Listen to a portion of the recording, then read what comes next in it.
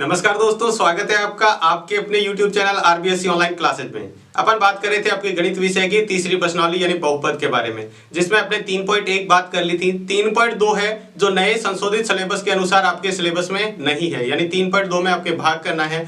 जो बीजगणितीय भाग है वो आपके सिलेबस से हटा दिए गए हैं। तो अपन बात करेंगे इससे अगली प्रश्नावली 3.3 के बारे में, जो है द्विघात समीकरण के बारे में। तो समीकरण और अपने बहुपद के बारे में सीखा था, क्या समीकरण और बहुपद में अंतर होता है। पहले अपन थोड़ी सी बात कर लेते हैं समीकरण के बारे में। द्विघात समीकरण क्या होती है? द्विघात समीकरण, जो द्विघात समीकरण है, द्वि का मतलब क्या होता है? दो घात, यानी दो घात वाली जिस समीकरण की घात अधिकतम 2 हो उसको अपन कहते हैं द्विघात समीकरण। जैसे मैंने यहाँ समीकरण लिखा x² + 4x + 4 बराबर 0। जिस समीकरण में बराबर में कोई संख्या लिखी होती है, 0 चाहे कोई भी हो, वो होती है समीकरण। तो यहाँ पे अपने लिखा x², यहाँ पर देखो x की अधिकतम घात कितनी है इस समीकरण की? वो है 2, तो इसको कहेंगे द्विघात समीकरण। ठीक है, जिस समीकरण की अधिकतम घात सरल करने पर उसमें अधिकतम घात 2 आती है उसको अपन कहते हैं द्विघात समीकरण। जरूरी नहीं है इस तरह से लिखना, आप इसको ऐसे भी लिख सकते हैं x⁴ 2 + 4 बराबर 0। ये भी एक द्विघात समीकरण है। x की पावर कितनी अधिकतम? 2 है। अगर आपको कहीं ऐसा लिखा हुआ दिखे 2x + 7, तो क्या ये द्विघात समीकरण है? ये द्विघात समीकरण नहीं है, ये रैखिक समीकरण है। क्यों? क्योंकि यहाँ x की अधिकतम घात कितनी है? 1 है। जहां पर x की अधिकतम घात 2 होनी चाहिए, 2 से ज्यादा भी नहीं होनी चाहिए और 2 से कम भी नहीं होनी चाहिए। अगर आपने कहीं ऐसा लिख दिया x⁴ + 4x² + 2x + 1 बराबर 0, तो क्या ये द्विघात समीकरण है? ये भी द्विघात समीकरण नहीं है। क्यों नहीं है? क्योंकि इसमें x की अधिकतम घात कितनी आ रही है? 3। तो x की अधिकतम घात जिस समीकरण के अंदर 2 होती है वही क्या कहलाती है? द्विघात समीकरण कहलाती है। तो तीसरी प्रश्नावली में अपन 3.3 में यही सीखेंगे कि द्विघात समीकरण कैसे हल करके निकाल सकते हैं और दूसरा द्विघात समीकरण को हल करने के तरीके देखेंगे। तो देखते हैं, सबसे पहला जो सवाल दिया गया है वो दिया गया है, निम्न समीकरणों को जांच कर बताइए कि क्या ये द्विघात समीकरण है या नहीं है। पहला सवाल आपको इसके अंदर ये दिया है। तो आपको क्या करना है, इसको हल करके, ठीक है, पूरी समीकरण को हल करके एक तरफ 0 लाके आपको पता लगाना कि क्या ये द्विघात समीकरण है या नहीं है। तो देखो इसको हल करेंगे कैसे। देखो इस पद को हल कर लेते हैं। तो पहले क्या करेंगे, इस x की इसके साथ गुणा करा देते हैं। ये जो बाहर लिख रखा है इस संख्या की दोनों के साथ यहाँ और यहाँ गुणा करा देते हैं। तो देखो x को x से गुणा कराते हैं तो क्या होता है? x²। जब x को x से गुणा कराते हैं तो x, अब x को 1 से गुणा कराएंगे तो क्या बनेगा? प्लस का 1x। इस x की 8 से गुणा होगी क्या? बिल्कुल नहीं होगी, क्योंकि ये ब्रैकेट कहां तक था? यहीं तक, तो यहीं तक गुणा करानी। प्लस का 8 ऐसा कैसा। अब देखो यहां पर चाहे तो आप गुणा करा के लिख सकते हैं, चाहे आपके पास एक सूत्र होता है बीजगणित का a + b और a - b, किसके बराबर होता है? a² - b² के। ये सूत्र यहाँ पे काम लेके अपन कर सकते हैं। देखो ये इसको मान लेते हैं a, ये b, तो a + b हो गया एक बार माइनस में। जब संख्या वही संख्या एक बार प्लस में और एक बार माइनस में होती है तो पहली संख्या का स्क्वायर माइनस दूसरी संख्या का स्क्वायर, माइनस यहाँ पर कितना है? 2 का स्क्वायर। ठीक है, अब देखो इसको हल करें तो ये हो जाएगा x² + 1x + 8 बराबर x² - 2 का स्क्वायर कितना होता है? 2 दूनी 4। अब अपन क्या करेंगे, सबको एक तरफ पक्षांतर कर लेते हैं। तो x² + 1x + 8, देखो इसको इधर ले आते हैं तो x इधर आएगा तो क्या होगा? माइनस का x²। देखो इधर बराबर के इधर किसी संख्या को लाते हैं तो क्या हो जाता है? चिन्ह बदल जाता है। तो यहाँ देखो x² किसका था? प्लस का, इधर आएगा तो माइनस का, और 4 इधर आएगा तो प्लस का, बराबर कुछ नहीं बचा, इसका मतलब 0। अब देखो ये x² प्लस का है और ये x² माइनस का, एक जैसी संख्या एक बार प्लस में और एक माइनस में क्या हो जाती है? कट जाती है। तो ये अपने पास बचा हुआ है 1x प्लस ये 8 प्लस का है और 4 भी प्लस का है। 8 और 4 कितने हो गए? 12 बराबर 0। तो यहाँ x की घात अधिकतम कितनी बची है? लास्ट में पूरा हल करने पर 1 बची है। तो क्या लिखेंगे? यह द्विघात समीकरण नहीं है, यह द्विघात समीकरण नहीं है। देखो बिल्कुल सिंपल, आपको सवाल जो दिया है ना उसको हल करते जाओ। लास्ट में आपको अपने पास एक समीकरण बचेगी लास्ट में, जिसमें तो अपन उसको पता लगाएंगे क्या उसमें x की अधिकतम घात 2 बची है। अगर नहीं है तो वो द्विघात समीकरण नहीं है। अगर यहाँ पर x की घात 2 आ जाती तो अपन इसको क्या कहते हैं? द्विघात समीकरण है। तो ये था अपना पहले का पहला सवाल, जहां जांच करना था ये द्विघात समीकरण है या नहीं। इसके बाद देखते हैं अपन दूसरा सवाल। इसका दूसरा सवाल है, इसको आपको बताना है जांच करके कि ये द्विघात समीकरण है या नहीं है। इससे पहले आपको 2 सूत्र ध्यान में रखने हैं। 2 सूत्र कौन कौन से? एक तो ये ध्यान रखना है a + b का क्यूब। a + b का क्यूब क्या होता है? a³ + B cube plus 3a² b plus 3ab²। ये क्या है, इसका सूत्र है। आपको ये सूत्र ध्यान में रखना है। और दूसरा आपको एक सूत्र ये ध्यान रखना है, a माइनस, ये सूत्र आपको ध्यान रखना है, दूसरा आपके काम का नहीं है। ये सूत्र आप ध्यान में रखेंगे और इसके अंदर लगाना है, फिर चेक करेंगे कि ये द्विघात समीकरण है या नहीं है। तो देखते हैं इसके अंदर आपको ये सूत्र अच्छी तरह ध्यान में रखना है। अगर आप ये सूत्र ध्यान में रखोगे तो ये सवाल आसानी से हो जाएगा। तो देखो क्यों ध्यान में रखना है, क्योंकि यहाँ पर ये सूत्र लगेगा। अब यहाँ पर a का मान क्या है, ये हो गया a और ये हो गया b। तो अपन क्या करेंगे, पहले इसके अंदर सूत्र लगाएंगे, कौन सा, a प्लस b का क्यूब। क्या होता है, a cube plus b cube plus 3a² b plus 3ab²। ये हो गया अपना सूत्र जो इसके अंदर काम में लेंगे। अब ये मान इसके अंदर रखना है। तो सबसे पहले देखो क्या करेंगे, x का क्यूब, a क्यूब मतलब x का क्यूब, प्लस b का मतलब क्या है, 2 का क्यूब। यहाँ b का मान कितना है, 2 और 2 का क्यूब, प्लस फिर करना है 3a², यहाँ 3 रख दिया, a का मान कितना है x और इसका स्क्वायर, गुणा b की जगह क्या रखना है, 2, प्लस 3 गुणा a का मान कितना है, x और b का मान कितना है, 2 इसका स्क्वायर। और बराबर में जो चल रहा है वो बराबर का बराबर ही रहेगा, x क्यूब माइनस 4। इसको आप इसी तरह लिखेंगे। आपको क्या करना है, बस इसको सॉल्व करना है। x का क्यूब तो क्या होता है, x क्यूब प्लस 2 का क्यूब, 2 का क्यूब मतलब 2 गुणा 2 गुणा 2, 2 को 3 बार गुणा करना, 2 को 2 से गुणा करेंगे 4, 4 को 2 से करेंगे तो कितना आ जाएगा, 8। तो 2 का क्यूब कितना होता है, 8, प्लस अब यहाँ पे हल करेंगे, 3 को 2 से गुणा करने पर क्या आता है, 6 और यहाँ x²। देखो संख्या को आपस में गुणा कर लेना है। इसके बाद में देखो अगला जो हल करते हैं, 2 का स्क्वायर कितना होता है, 4, 2 का स्क्वायर 4, 4 को 3 से गुणा करेंगे तो 4 3 कितने हो गए, 12 और x बराबर में क्या है, x क्यूब माइनस 4। अब क्या करेंगे, सभी संख्या को एक तरफ कर लेंगे। तो सभी संख्या को एक तरफ करने पर जो आएगा वो आएगा x cube plus 8 plus 6x² plus 12x minus x cube plus 4। देखो यहाँ पे क्या हुआ कि x क्यूब को इधर लाएंगे, यहाँ पर प्लस का था, यहाँ पर आया तो माइनस, 4 इधर प्लस का माइनस का था, इधर आएगा तो प्लस का, बराबर क्या हुआ, 0। अब देखो सारी संख्या बराबर के इधर ले लेते हैं तो इधर क्या बचेगा, 0।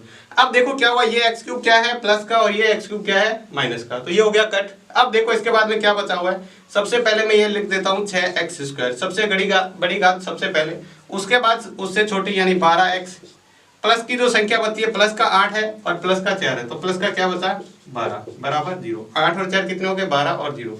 यहाँ पर देखो x की घात कितनी आ रही है, 2 आ रही है, तो ये क्या है, द्विघात समीकरण है। तो इसको लिख देंगे, यह है द्विघात समीकरण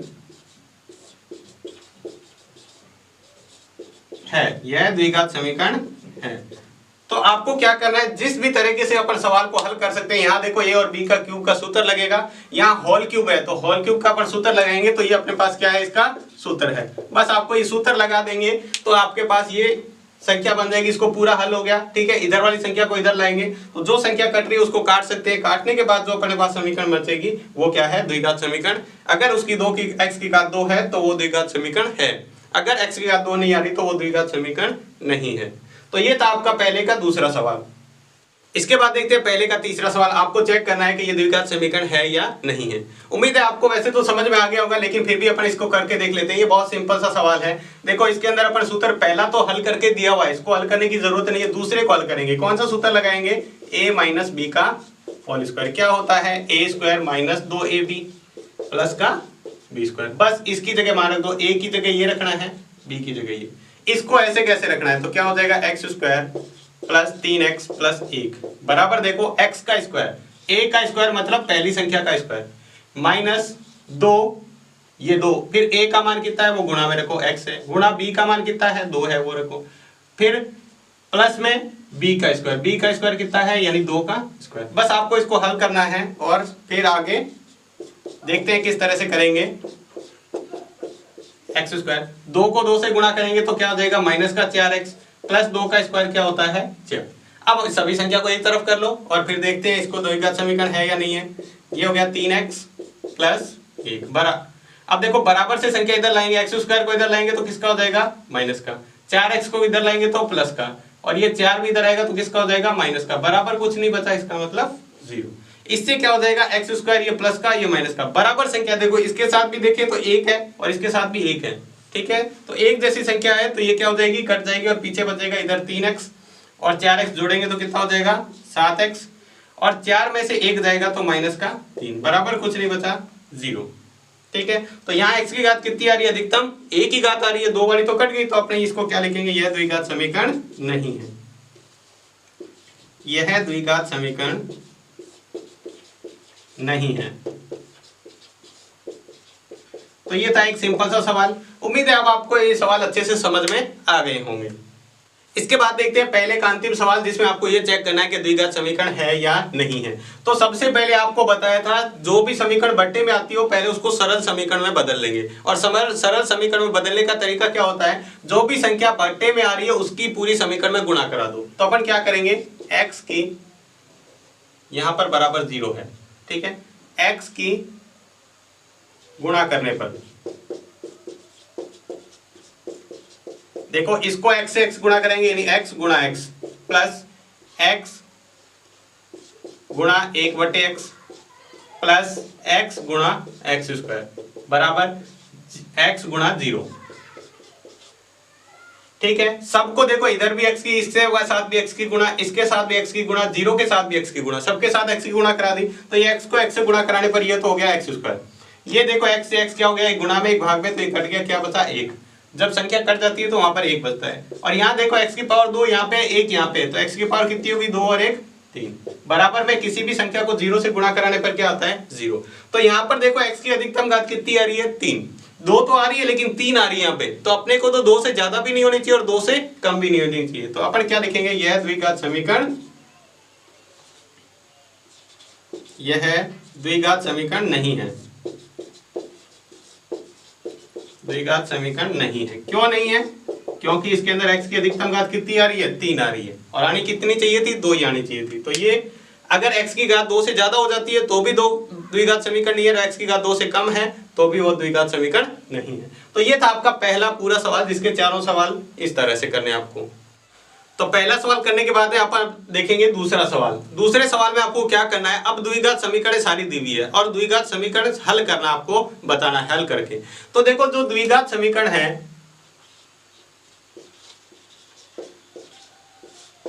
द्विघात समीकरण है उसको हल करने की अपने पास 3 विधियां हैं। कितनी विधियां हैं, 3 विधियां। सबसे पहली विधि है वो है गुणनखंड विधि। कौन सी विधि है, गुणनखंड विधि। उसके बाद जो दूसरी विधि है वो है पूर्ण वर्ग विधि या श्रीधराचार्य सूत्र, पूर्ण वर्ग विधि। और तीसरी विधि है जो है द्विघाती सूत्र, जिसको द्विघाती सूत्र भी कह सकते हैं, श्रीधराचार्य सूत्र भी कह सकते हैं,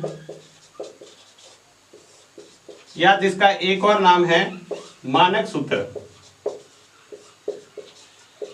एक ही नाम है आपको। इससे तीनों से देखो, इसमें सीधा सूत्र लगाकर पहली है गुणनखंड विधि। गुणनखंड विधि अपने जैसे 3.1 के अंदर सीखा था, गुणा कराने पर यह संख्या आनी चाहिए और जोड़ने या घटाने पर यह संख्या आनी चाहिए, वो विधि है गुणनखंड विधि। एक सीखेंगे अपन पूर्ण वर्ग विधि, जिसमें अपन संख्या को पूर्ण वर्ग बनाकर यानी पूर्ण वर्ग वाला सूत्र बनाकर उससे हल करना सीखेंगे। और तीसरा है द्विघाती सूत्र, जिसमें अपने सूत्र के अंदर सीधा मान रख के और उस समीकरण को हल करना सीखेंगे, जो कहलाती है द्विघाती सूत्र से, या श्रीधराचार्य सूत्र कह सकते हैं या जिसको मानक सूत्र भी कहते हैं। तो इन तीनों सूत्रों से आपको समीकरण को हल करना सीखना है, क्योंकि ये तीनों ही समीकरण क्या है आपके सिलेबस के अंदर है, तीनों ही विधियां हैं सिलेबस के अंदर। तो आपको पेपर के अंदर कोई सी भी विधि पूछी जा सकती है कि निम्न द्विघात समीकरण को पूर्ण वर्ग विधि से हल कीजिए। जब आपको सवाल में कह रखा है पूर्ण वर्ग विधि से, फिर आप इसी विधि से करेंगे, आपने इस विधि से या इस विधि से कर दिया तो आपको नंबर नहीं मिलेंगे, ठीक है। तो आपको अगर पेपर में कह दिया कि इस विधि से करना है तब तो उसी विधि से करना है। अगर पेपर में नहीं कह रखा, सीधा आपको सवाल दे दिया कि इन निम्न समीकरणों को हल कीजिए, द्विघात समीकरणों को, कोई सी विधि नहीं लिख रखी है, फिर आपको तीनों में से जो सरल लगती है आप उससे कर सकते हैं। तो अब इसको अपन क्या है, जैसे 3.3 के अंदर आपको जो सवाल है, ये जो विधि है वो गुणनखंड विधि से आपको करने हैं। इसको बाकियों को अपन अगली प्रश्नावली में सीखेंगे। तो देख लेते हैं इसकी एक एक विधि। तो अब देखते हैं अपन 3 प्रश्नावली है उसका दूसरा सवाल। दूसरे सवाल में क्या दिया है, गुणनखंड विधि द्वारा निम्न समीकरणों को हल कीजिए। यानी गुणनखंड विधि लगाकर आपको हल करना है। आपने देखी थी जो द्विघात समीकरण हल करने की 3 विधियां हैं, तो पहली विधि से आपको हल करना है गुणनखंड विधि। गुणनखंड विधि देखो क्या होती है। सबसे पहले आपको क्या करना होता है, जो एक्स स्क्वायर के साथ जो संख्या है और जो सिर्फ संख्या है इसको गुणा करा लेनी है, और गुणा कराने पर यही आना चाहिए। देखो कितना आ रहा है, 3 को 2 से गुणा करेंगे तो अपने पास आएगा 6, ठीक है। और यहां पर देखो क्या लगा हुआ है, प्लस। प्लस करने पर, जोड़ करने पर यह संख्या बननी चाहिए, यानी जोड़ क्या है, अगर इस 3 के आगे प्लस है तो प्लस करने पर, यहां माइनस है तो माइनस करने पर, या फिर संख्या के आगे देख लो क्या है, यहां पर प्लस है तो प्लस, जोड़ करने पर। तो देखो कितना आएगा, माइनस का 5। दो संख्याएं आपको ऐसी सोचनी है मन के अंदर, या दो संख्या आप सोच के क्या करना है, जिसको गुणा कराने पर 6 आना चाहिए और जोड़ने पर 5 आना चाहिए। तो देखो कौन कौन सी संख्या होती है, दोनों ही माइनस की होगी, माइनस का 2 और माइनस का 3। माइनस 2 और माइनस 3 को जोड़ते हैं तो माइनस का 5 होता है, माइनस 2 को माइनस 3 से गुणा कराते हैं तो प्लस का 6 आता है। बस वही संख्या आपको इसके अंदर रखनी है। तो देखो किस तरह से रखेंगे, सबसे पहले लिख देंगे 2x², ठीक है। अब इस 5 की जगह ये दोनों रखना है, तो माइनस का 2x और माइनस का 3x, इसके साथ भी x लगा देना, इसके साथ भी, और पीछे वाला जो 3 है वो ऐसे कैसे, यानी पहली वाली संख्या ये सेम की सेम रहेगी, ये सेम की सेम रहेगी, इसकी जगह आपको रखना है। अगर आप 3 आगे लिख देंगे 2 पीछे लिख देंगे तो भी कोई फर्क नहीं पड़ेगा, ठीक है, उत्तर सेम ही आएगा। अब इसके बाद आपको रूल्स पता ही है क्या करना है, इसके में से कॉमन लेना है, फिर इसमें से कॉमन लेना है। देखो इसमें से क्या कॉमन आ रहा है, 2 और x, 2 इसमें भी आ रहा है इसमें भी, तो 2 कॉमन ले लिया और x भी कॉमन ले लिया। तो यहाँ पर 2 बार x है, ये 2 कॉमन आ गया, x 2 बार है, 1 बार कॉमन है, 1 बार बचा हुआ है। यहां से 2x का 2x कॉमन आ गया तो क्या बचा, माइनस का 1। अब ये देखो x माइनस 1 है तो पीछे भी x माइनस 1 बनना चाहिए, तो यहां से कॉमन ले लेते हैं -3, ठीक है। 3 इसमें भी है 3 इसमें भी है, लेकिन यहाँ पर बीच में माइनस आ रहा है, यहाँ बीच में प्लस आ रहा है, तो इस प्लस को माइनस बनाने के लिए क्या करते हैं, माइनस कॉमन ले लेते हैं। यहाँ पर क्या बचेगा, 3 कॉमन ले लिया तो x, और यहाँ प्लस का हो जाएगा माइनस, यहाँ 3 में से 3 कॉमन ले लिया तो ये बराबर 0। अब क्या है, इसमें से और इसमें से कॉमन क्या आ रहा है, x माइनस 1, यहाँ क्या बचा 2x, और यहाँ क्या बचा माइनस का 3 बराबर 0। अब देखो इतना हल हो गया। अब आपको x के मान निकालने हैं। पहला क्या लिखेंगे, यदि x माइनस 1 बराबर 0 हो तो, देखो पहला इसको 0 रखते हैं, ये 0 बराबर है, या तो ये 0 होगा या ये 0 होगा, तो इसको 0 रखते हैं तो आपके पास x बराबर कितना आ जाएगा, 1, यानी माइनस के 1 को इधर ले जाएंगे तो प्लस का 1। और दूसरा लिखेंगे, और यदि दूसरा कौन सा है, 2x माइनस 3 बराबर 0 हो तो x बराबर देखो क्या आएगा, 3 को इधर ले जाएंगे तो क्या हो जाएगा, प्लस का 3, और 2 इधर साथ में है गुणा में x के, तो इधर जाएगा तो भाग में, तो x बराबर 1 तो आ गया 1, और 1 आ गया माइनस का प्लस का 3/2। ये दोनों क्या हो गए, इसके हल हो गए। तो आप तीनों में से कोई सी भी विधि लगाएंगे ना तो उत्तर तो सेम आएगा, बस तरीका अलग अलग होगा। तो ये एक तरीका है आपका सवाल करने का, सभी सवाल इसी तरीके से करने हैं आपके इसके। तो ये था इसका पहला सवाल। इसके बाद देखते हैं दूसरे का दूसरा सवाल। जो आपको सवाल दे रखा है द्विघात समीकरण, इसको आपको हल करना है उसी विधि से। तो देखो सबसे पहले ये देख लो, इसको गुणा कराने पर कितना आना चाहिए, तो इन दोनों को गुणा किया तो गुणा कराने पर आपका आना चाहिए माइनस का 18। देखो इसके आगे माइनस है, यहाँ प्लस है तो माइनस। अब यहाँ माइनस आ गया, मतलब घटाने पर, घटाव करने पर कितना आना चाहिए, वो ये रहा माइनस का 3। कितना आना चाहिए, माइनस का 3। तो आपको क्या करना है, दो संख्या ऐसी सोचनी है जिसको गुणा कराने पर आना चाहिए 18 और घटाने पर आना चाहिए कितना, 3। तो देखो मैं संख्या बताता हूं आपको, आप खुद सोचे पहले क्या क्या होगी। आपने सोच लिया, अब देखो क्या होगा, माइनस का 6 और प्लस का 3। जब भी घटाव होगी तो एक संख्या प्लस की और एक माइनस की होगी, ये ध्यान रखना, ठीक है। तो यहाँ पर देखो 6 में से 3 घटाएंगे तो माइनस के 3 बचेंगे, जो संख्या बड़ी है वही रहेगा, और माइनस के 6 को प्लस माइनस की गुणा कराते हैं तो माइनस आता है, और 6 को 3 से गुणा कराने पर 18। अब आपको उसी को क्या करना है, यहाँ रखना है। जैसे मैंने रखा यहाँ पे 9x², पहली संख्या वैसी की वैसी, अब उसको रख दो, माइनस का 6x प्लस का 3x। देखो माइनस का 6 लिखा, उसके साथ x लगाना है, 3 रखना है, इसके साथ x लगाना है, और पीछे माइनस का 2 वैसे के वैसे, और बराबर में क्या लगा देंगे, 0, ठीक है। अब इतना ही सवाल आपको ज्यादा दिमाग लगा के करना है, बाकी तो बिल्कुल सिंपल है। अब इन दोनों में से लेना होता है कॉमन। तो देखो अपने को करना क्या है, इन दोनों में से कॉमन लेना होता है, फिर इन दोनों में से कॉमन। तो देखो यहाँ पर क्या कॉमन आ रहा है, पहले तो संख्या में से देख लेते हैं, क्या कोई ऐसा पढ़ा है जिसमें 9 भी आता है 6 भी आता है, तो बिल्कुल है 3, और साथ में पहले में से तो x कॉमन आता ही आता है। तो देखो क्या बचेगा, 3 का पढ़ा कितनी बार बोलने पर 9 आता है, तो 3 बार, x 2 बार था, 1 बार यहाँ कॉमन ले लिया तो 1 बार बच गया, ठीक है। फिर माइनस, यहाँ पर 6, 3 का पारा कितनी बार बोलने पर आता है? 6 2 बार, और x एक बार था, एक बार ही कॉमन ले लिया तो ये बच गया। अब देखो यहाँ पर क्या है? प्लस। अब देखो यहाँ पर 3x - 2, ये कॉमन वाला भी, कुछ भी कॉमन नहीं आ रहा। देखो संख्या ऐसी कोई नहीं है जिसमें पारे में 3 आता हो, 2 आता हो, और x भी कॉमन नहीं आ रहा। तो जब कुछ भी कॉमन नहीं है तब भी आपको एक तो कॉमन लेना ही लेना है। तो ये क्या बचेगा? एक कॉमन लेते हैं तो वापस वो की वो संख्या आ जाती है। ठीक है, अब देखो इन दोनों में से क्या कॉमन आ रहा है? ये आ रहा है 3x - 2। अगर ये कॉमन ले लेते हैं तो यहाँ क्या बचेगा? 3x + 1 बराबर क्या बचा? 0। अब तो सवाल तो अपना हल हो गया। अब x के मान निकालने हैं तो लिखेंगे यदि 3x - 2 = 0 हो तो देखो x बराबर क्या आएगा? पहले तो आपको 2 को इधर ले जाना है, 2 इधर जाएगा तो प्लस का, और फिर x के साथ जो गुणा में है वो संख्या जाती है भाग में। तो पहला तो उत्तर आ गया 2/3। दूसरा क्या लिखेंगे? और यदि दूसरा क्या है? 3x + 1, 3x + 1 = 0 हो तो x बराबर क्या आ जाएगा? देखो 1 को इधर लाएंगे तो -1 बटे क्या आएगा? 3 इधर गुणा में इधर आएगा तो भाग में। तो दो उत्तर कौन कौन से आ रहे हैं? एक तो आ रहा है 2/3 और दूसरा आ रहा है -1/3। तो इस तरीके से आपको सवाल पूरा करना है। तो ये था इसका दूसरा सवाल। इसके बाद देखते हैं इसका तीसरा सवाल दूसरे का। ये बहुत ज्यादा महत्वपूर्ण सवाल है, इसको आप ध्यान से समझेंगे फिर आप इसको आसानी से कर पाएंगे। तो देखो सबसे पहले गुणा कराने पर क्या आना चाहिए, तो यही सबसे इंपॉर्टेंट बात है। यहाँ पर देखो इस संख्या को करना होता है पहले इससे गुणा, यानी √3 को करना है 7 √3 से गुणा, तो कितना आएगा? देखो √3 को √3 से गुणा कराते तो 3 7, यानी 7 को 3 से गुणा किया तो कितना आ गया? 21। अब देखो यहाँ पर प्लस है, जोड़ने पर कितना आना चाहिए? यहाँ पे प्लस है इसलिए जोड़ने पर कितना आना चाहिए? 10। तो ऐसी दो संख्या आपको सोचनी है जिसको गुणा कराने पर 21 आए और जोड़ने पर 10 आए। तो ये दोनों संख्या देखो ये रही लिखी हुई, 7 और 3 को जोड़ो कितना होगा? 10। और जब 7 को 3 से गुणा कराते हैं तब कितना आता है? 21। तो क्या संख्या हुई? 7 और 3।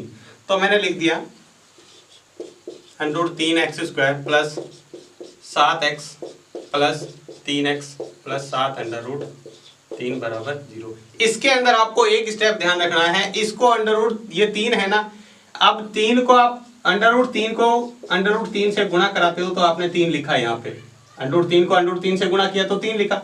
आपको वापस इस तरह से भी लिख सकते हो, तो वो इस स्टेप में लिखेंगे। देखो √3 को गुणा x² + 7x प्लस इसको लिखेंगे √3 गुणा √3 प्लस इसके साथ में x + 7 √3 बराबर क्या बचा? 0। ठीक है, अब इसमें से कॉमन लेना है, पहले के दो में से कॉमन, फिर इनमें से कॉमन। तो इसमें से आपको बताया एक तो 7x कॉमन आता ही आता है, संख्या कोई कॉमन नहीं आ रही तो अपन नहीं लिखेंगे। तो √3 x 2 बार है, एक बार कॉमन आ गया। यहाँ पर क्या है? x कॉमन आया, सिर्फ 7 बचा हुआ है। ठीक है, तो जो कॉमन आ रहा है उसको कॉमन ले लो, बाकी जो बची हुई संख्या वैसी की वैसी लिख दो। यहाँ पर देखो क्या कॉमन आ रहा है? √3 इसमें भी है, √3 इसमें भी है, तो √3 कॉमन आ रहा है। तो एक बार √3 कॉमन है, दूसरी बार बचा हुआ है √3x प्लस यहाँ पे √3 कॉमन ले लिया तो क्या बचा? 7 और बराबर क्या बचा हुआ है? 0। अब देखो कॉमन क्या आ रहा है? √3x + 7, ये तो आ गया कॉमन।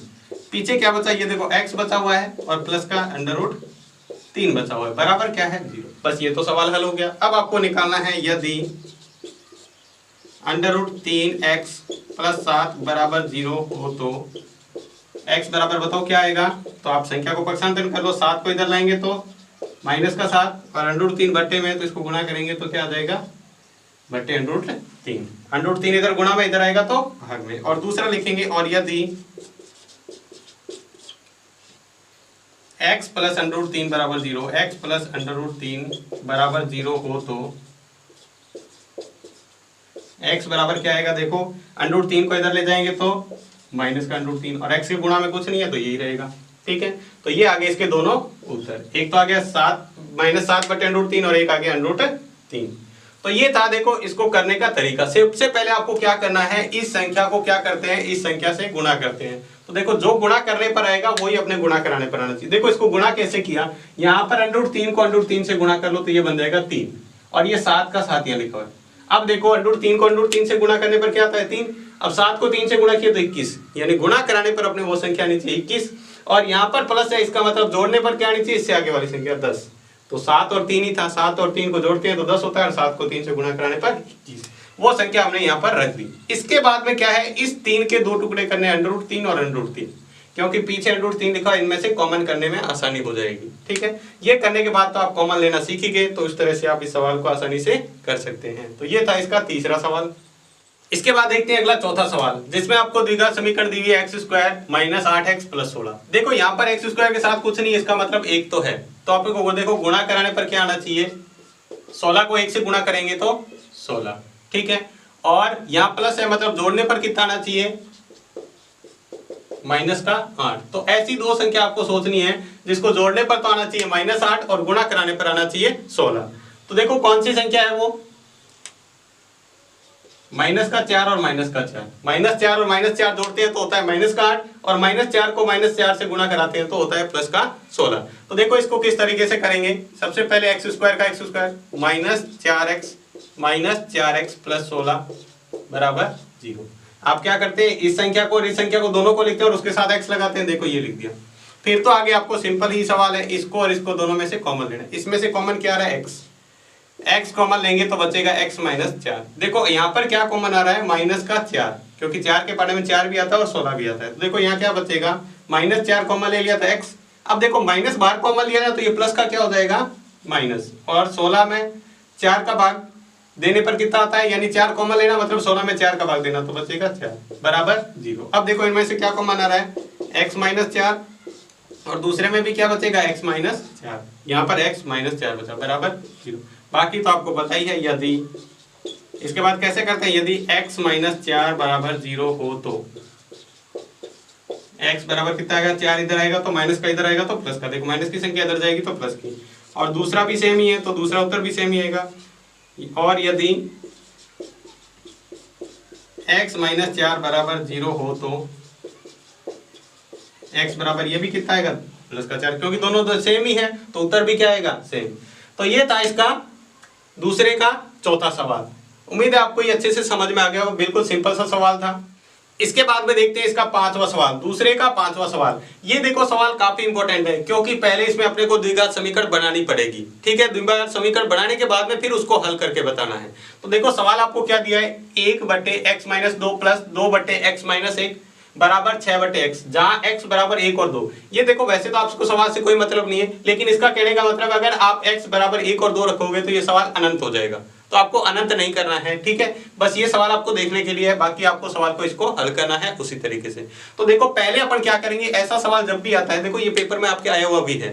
ठीक है, क्योंकि इसको देखो इसलिए ये इंपॉर्टेंट हो जाता है क्योंकि पहले से द्विघात समीकरण बनानी पड़ेगी। तो देखो किस तरह से ऐसी समीकरण आ जाए तो किस तरह से बनाना है, जिसके भाग में अलग अलग संख्या हो तो उसको लघुत्तम ले लो। देखो x - 2, x - 1 और x, ये मैंने देखो इसके बट्टे में, इसके बट्टे में, इसके बट्टे में, तीनों के बट्टे में थी, वो ले ली लघुत्तम में। ठीक है, अब देखिए ध्यान से, देखो यहाँ ध्यान से बिल्कुल समझना है ताकि आपको समझ में आ जाए एक बार में। ये 1 है, इसके गुणा में एक संख्या आएगी, जो ऊपर वाली संख्या है ना, इन सबके गुणा में संख्या आएगी।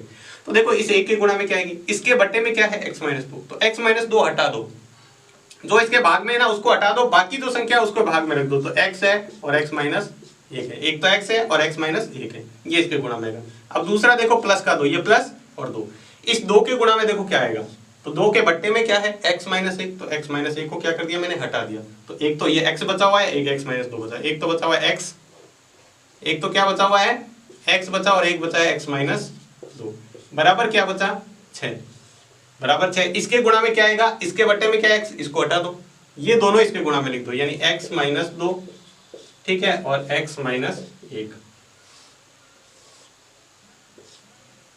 ठीक है, ये रख दिया। अब क्या करते हो, जब आपने बराबर की दोनों वाली संख्या के लघुत्तम ले लिया, देखो ये बराबर के साथ में इसका लघुत्तम ले लिया, तो नीचे वाली संख्या को हटा सकते हैं, आपको कुछ भी लिखने की जरूरत नहीं, ऊपर वाला भाग है जैसे जैसे। अब देखो 1 को इससे गुणा कराएंगे तो x को 1 से गुणा किया तो क्या बचेगा, x, यहाँ बचा x - 1 प्लस 2x, x - 2 बराबर। यहाँ अपन क्या करते हैं, इसको गुणा करा देते हैं, इसको x को इससे गुणा कराएंगे तो क्या बचेगा, देखो x², और इस x को -1 से गुणा कराएंगे तो -1x। अब इस 2 की इससे गुणा कराओ तो माइनस का 2x, और 2 की -1 से गुणा करेंगे माइनस माइनस प्लस, 2 को 1 से गुणा करेंगे तो 2। समझ में आया आपको। देखो इस x की पहले इन दोनों से गुणा करानी है, फिर 2 की इन दोनों से गुणा करानी है। अब देखो आगे सवाल में, अब आपको इसको अंदर भी गुणा कराना है, x को x से गुणा करेंगे तो x², और ये x को 1 से गुणा करेंगे तो माइनस का 1x प्लस इसको इससे गुणा करो, 2 को x से गुणा करेंगे तो 2x स्क्वायर, x और x क्या हो जाएगा 2x स्क्वायर, यहाँ प्लस और माइनस है तो माइनस, इस 2 की x से गुणा करेंगे तो क्या हो जाएगा 4x बराबर इस 6 की सबसे गुणा करा दो, 6 से गुणा करेंगे तो ये हो जाएगा 6x स्क्वायर माइनस का 6x प्लस का माइनस का 12x और प्लस का क्या आ जाएगा 12। अब देखो आप क्या कर सकते हैं, इसको हल करने के लिए सभी संख्याओं को एक तरफ ले लो तो ये हो जाएगा x स्क्वायर माइनस का 1x प्लस का 2x स्क्वायर माइनस का 4x, इसको भी इधर ले लेंगे तो सारे चिन्ह बदल के इधर आएंगे। देखो माइनस प्लस का है तो माइनस का 6x स्क्वायर आएगा, ठीक है, ये माइनस का 6 है तो प्लस का 6x हो जाएगा, ये माइनस का 12 है तो प्लस का 12 हो जाएगा, और ये माइनस का है तो माइनस का 12। अब सभी संख्या इधर आ गई तो इधर क्या बचेगा 0। अब ये सारे कट के एक समीकरण बनेगी। देखो ये x स्क्वायर है कितना है 1 और यहाँ माइनस का 5x स्क्वायर है, तो x स्क्वायर के साथ ही जुड़ सकता है और घट सकता है। देखो यहाँ पर एक ये रहा x स्क्वायर, एक ये रहा x स्क्वायर, ठीक है, तो ये देखो 2 और 1 कितने हो गए 3x स्क्वायर, 3 में से 6 में से 3 जाएंगे तो क्या बचेंगे माइनस का 3x स्क्वायर, क्या बचेगा माइनस का 3x स्क्वायर। अब देखो x वाले कौन सा है, एक x वाला ये रहा पद, एक ये रहा, एक ये रहा और एक ये रहा, 4 पद हैं x के। तो देखो प्लस प्लस वाले कौन से 12 और 6 18, 18 में से अब देखो ये दोनों माइनस के, 18 में से 4 गए तो 14, 14 में से 1 गया तो 13, किसके बचेंगे प्लस के 13x, क्योंकि बड़ी संख्या 12 और 6 18 प्लस की हो गई थी ना, माइनस की ये 4 और 1 5, 13 18 में से 5 जाते हैं तो 13। उसके बाद देखो सिर्फ संख्या कौन सी है, एक ही बचा हुआ है माइनस का 12 बराबर क्या बचा 0। अब देखो माइनस आ रहा है ना यहाँ पे, इसको अपन सवाल को हल करने के लिए या तो माइनस से हल कर दो, नहीं तो अपन क्या करते हैं इसको प्लस के हल से कर सकते हैं, पूरी संख्या का चिन्ह चेंज कर दो, यानी ये हो जाएगा 3x स्क्वायर माइनस का 13x प्लस का 12 बराबर 0। यानी यहाँ जो माइनस के थे वो सारे प्लस के कर दो, यानी पूरी समीकरण को माइनस से गुणा कर दिया। माइनस से गुणा करने का मतलब ये होता है कि सभी संख्या का चिन्ह बदल दो, और माइनस को 0 से गुणा किया तो कोई फर्क नहीं पड़ेगा, यानी 0 का 0 ही रहेगा। अब ये समीकरण अपने पास आ गई है जो है 3x स्क्वायर माइनस का 13x प्लस का 12 बराबर 0, ये है संख्या। अब आपको इसको हल करके x और मान निकालना। ये इतना तो हल करने का तरीका ये था कि आपको ये समीकरण द्विघात बनानी, ये द्विघात समीकरण बन चुकी है। अब इसको हल करेंगे तो देखो क्या करना है, गुणा कराने पर कितना आना चाहिए, इसको गुणा करो, 12 3 36, गुणा कराने पर 36, और देखो जोड़ने पर कितना आना चाहिए 13, 36 और 13, ठीक है। तो कौन सी गुणा होती है जिसको कराने पर आता है, देखो दो संख्या 9 और 4, 9 को 4 से गुणा करते हैं तो 36, और 9 में 4 जोड़ते हैं तो 13, और दोनों ही माइनस के, क्योंकि माइनस के 13 आना चाहिए, दोनों माइनस के, तो इधर लगा दो 3x स्क्वायर माइनस का 9x माइनस का 4x प्लस का 12 बराबर 0। अब इन दोनों में से कॉमन लेना है, फिर इन दोनों में से, इसमें से कॉमन क्या आएगा 3x, तो कितना बचेगा x माइनस 3। यहाँ से मैंने माइनस का 4 कॉमन लिया, देखो माइनस 4 के बारे में 4 आता है और 12 के बारे में, तो यहाँ भी बचेगा x माइनस 3। देखो हमेशा कॉमन लेने के बाद में जो इधर ब्रैकेट में बच रहा है वो इधर बचेगा। अगर आपने ये नहीं आ रहा तो आपने कॉमन गलत लिया है, या फिर सवाल में कहीं और गलती है। अब देखो यहाँ पे x माइनस 3 कॉमन आ रहा है, बचेगा क्या, ये 3x माइनस 4 बराबर 0। अब वही लिखना है, यदि x माइनस 3 बराबर 0 हो तो x बराबर कितना आ जाएगा प्लस का 3, 3 को इधर ले जाएंगे तो प्लस का 3। और दूसरा है,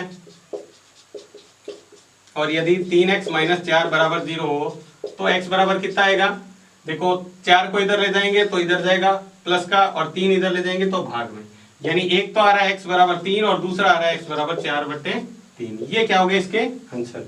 तो देखो आपको करना क्या था, मेन सबसे इंपॉर्टेंट बात, ये जो द्विघात समीकरण है पहले हल करके आपको द्विघात समीकरण बनानी है, सबसे इंपॉर्टेंट यही है। अगर आपने द्विघात समीकरण हल करा ली तो फिर तो ये अपने पहले करने तरीका सीख ही लिया, इसी तरीके से करना है। तो ये था इसका 5वां सवाल, आप इसको अच्छी तरह से करेंगे तो आपको समझ में आ जाएगा। तो आज की क्लास में बस इतना ही, इसके बाकी बचे हुए सवाल अपन करेंगे अगले पार्ट में। तो आज की क्लास आपको कैसी लगी हमें कमेंट बॉक्स में लिखकर जरूर बताएं। अगर आपको क्लास अच्छी लगी है तो लाइक भी करें और सब्सक्राइब भी करें, और दूसरे बच्चों को भी सब्सक्राइब करने के लिए कहें। तो आज की क्लास में बस इतना ही, धन्यवाद।